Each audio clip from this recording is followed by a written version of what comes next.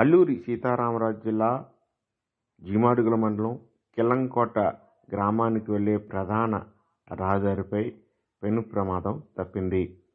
గత కొద్ది రోజులుగా కురుస్తున్న భారీ వర్షాల నేపథ్యంలో కిల్లంకోటకి ఓ జీపు ప్రయాణికులతో వెళ్తున్న నేపథ్యంలో కలవట్టు దగ్గరకు వచ్చేసరికి కలవట్టు పూర్తిగా కొట్టుకుపోయింది. అయితే ఈ ప్రమాదంలో ఎవరికి ఎటువంటి గాయాలు కాలేదు.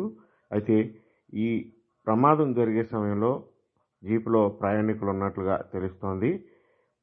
జీపు ప్రమాదానికి గురవడంతో స్థానికులంతా జీపుకి తాడులు, జీపు వాగులో కొట్టుకుపోకుండా కర్రలు అడ్డుపెట్టి ప్రమాదం నుంచి తప్పించుకున్నట్లుగా స్థానికులు తెలియజేస్తున్నారు. వాగుపై సరైన కలవట్టు లేని కారణంగానే ఇటువంటి ఘటన పునరావృతం అవుతోందని, గతంలో కూడా ఈ కలవట్టు దెబ్బతిన్న పరిస్థితులు ఉన్నాయని స్థానికులు తెలియజేస్తున్నారు.